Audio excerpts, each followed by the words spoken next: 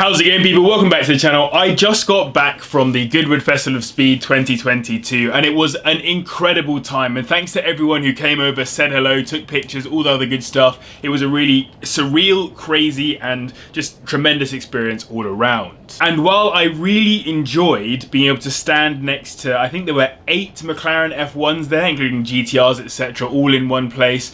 There was a bunch of McLaren Sennas, there were some Bugattis, some Chirons, some Veyrons, all the other crazy stuff, just super expensive things. It did bring a bit of a reminder to me that right now times are pretty tough. And yes, of course, the event has nothing to do with any of this kind of stuff. The event is just there for fun. It's a historic event, lots of people coming together, having a good time and enjoying themselves. But I still wanted to think and talk about whether right now might be the most difficult time in history, or worst time in history, to buy a used car. So in this video, I'm going to talk about exactly that and give you 5 things that you could do to potentially still buy a used car, or at least in terms of owning a used car, what you can do with one to make sure that you're not super out of pocket.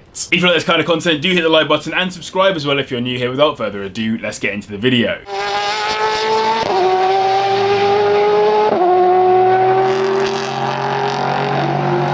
So let's start by talking about our current situation with the used car market and all of the forces impacting used cars more broadly. If you watched one of my previous videos, you'll have seen that the price bubble is insane in the used car market right now. Prices of used cars are up about 30% year on year between 2020 to 21 and 21 to 22. Now, not only does this make things difficult because prices are super high, the fact that people like me and other people as well are naming it a price bubble makes it sound like it's going to burst. So it makes buying a used car very difficult. Am I going to get shagged on price up front, and then is depreciation all of a sudden going to shag me too? But that's not the only problem that we're facing when it comes to buying a used car. There are plenty of other problems in terms of the running and maintenance of used cars that is becoming ridiculous in price. As you may know, fuel is at an all-time high. In fact, the price of fuel is up 40% on the year. If it's going to cost you 40% more to drive your car every year than in previous years, then life is going to be tough. And to make matters worse, with inflation, car maintenance costs are expected to be up around 3 to 5% on the year as well. So that's the cost of parts, the cost of labor, all that other kind of stuff. So actually maintaining and keeping your car going is going to cost more. Add on the fact that car insurance is going up by approximately £68 a year here in the UK, which means if you pay monthly, just under £6 a month extra. Plus the fact that any cars bought since 2017 now have a slightly higher vehicle excise duty rate of 6% more as of the 2022 to 2023 fiscal year, and suddenly making a decision around buying a used car has become only more difficult.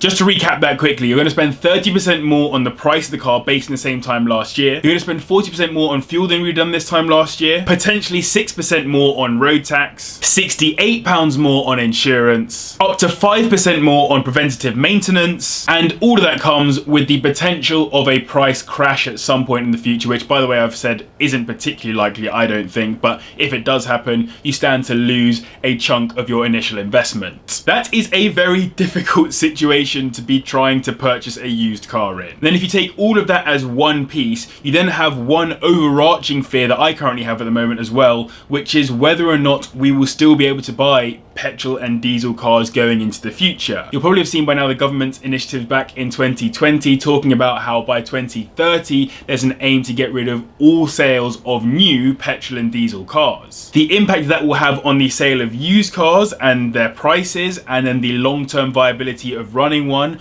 all of those different features and factors haven't really been considered yet. And that kind of uncertainty makes it even more difficult to make a decision about buying a used car. Should you instead buy an electric used car, or a hybrid used car, or something like that along those lines that might be able to future-proof you for that kind of legislation coming in? What happens if the government suddenly pulls in something that says, by the way, you can't even drive petrol or diesel cars, there's a mad, ridiculous amount of tax on fuel or something like that that makes it just impossible to run one as a daily driver? Suddenly you might be well out of pocket in terms of buying a used combustion engined car. Add on inflation and the current cost of living crisis and it's not looking good, brev. With all of that in mind, I personally can't think of a time where it would have been more difficult to have bought a used car, going back to when cars were readily available for pretty much anyone. If you can think of a time where it was worse to buy a used car than it is right now, then please let me know in the comments down below. So What can you do about it? Well, I've got 5 suggestions for how you might be able to overcome the current difficulties around buying used cars. Some of them don't include actually buying a used car, I'll just make that very clear. The first one is that if you're one of those people that has done relatively well out of the price bubble inflation, so maybe your car is worth the same as what you paid for it or more, then it might be a good idea to sell if that car isn't cheap to run and drive. So if the tax on the car is quite high, the running costs are quite high in terms of petrol and that kind of stuff, and maybe just insurance and all those different things, for the sake of looking after your own finances, it could potentially be a good idea to sell that car whilst the price of it is high, buy something much cheaper, something that's much more fuel efficient and cheap to insure and that kind of stuff, that still offers you the same practicality, which I've shown in many previous videos, and then you might be in a better position coming out of this. You'll free up money by selling your car off.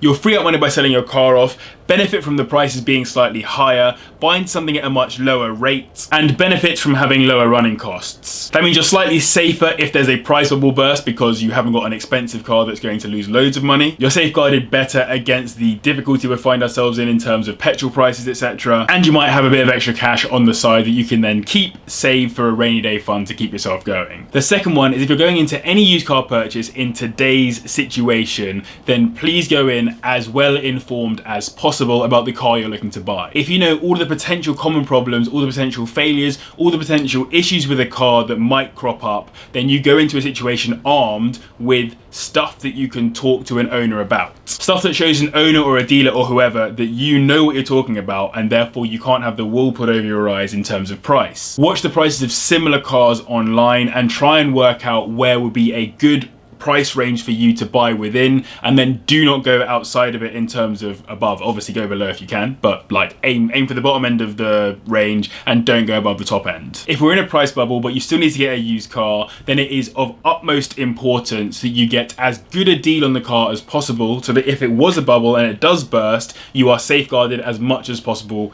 as and when the price bubble bursts. The third thing, and one of the most important things to think about when you're coming into buying a used car in a market like we're in today, is to work out exactly what you need from the car. I'm a consultant, so I love spreadsheets, so I would make a spreadsheet basically of all the things that really matter to me when I'm coming to buying a car, whether it's practicality, whether it's fuel economy, whatever it is, and I would urge you to think about those things that are going to cost you money in the longer term, like fuel economy, for example, right now. Once you've got those prerequisites, you can either look at some of my older videos to find out what cars fit those prerequisites, or just go on like Auto Trader or any other kind of car purchasing website and then filter by your prerequisites and buy within that. I know that probably sounds really simple and basic, but if you're going to end up paying more money for a car and more money to keep running a car, then it needs to be as right as possible and fit for purpose for what you need it to do. Number 4 is that before you consider purchasing any used car, make sure you understand the running costs before you get it. Don't go into the purchase blindly. Know that it's going to cost this much on petrol per month, per year, per whatever. Know that you've got an insurance quote in hand and ready to go, so you're not surprised after you've purchased it the insurance quotes are way higher than you expect. Go through the car's MOT history, understand the service schedules, all that different stuff, so that you know how much you could expect to pay to run that car over the first year or 2 years. And the 5th and final point I wanted to mention is that you need to rethink how you consider buying a used car. And by that I mean, in the UK we like to think that cars are really high mileage at really low mileages. What I mean by that is there are cars in the UK that we would sell as high mileage here, where if you took them to the US they'd still be considered low mileage. Like something with 100,000 miles in the UK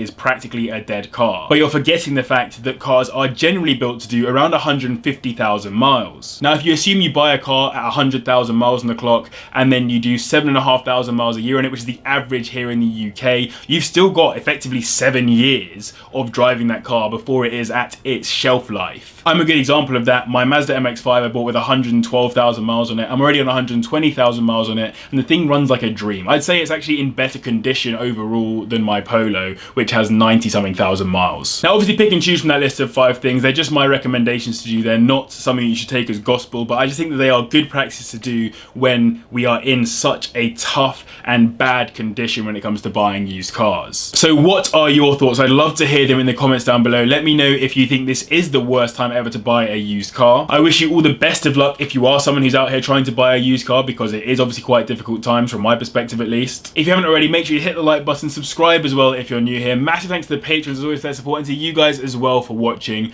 I'll see you in the next one. Listen.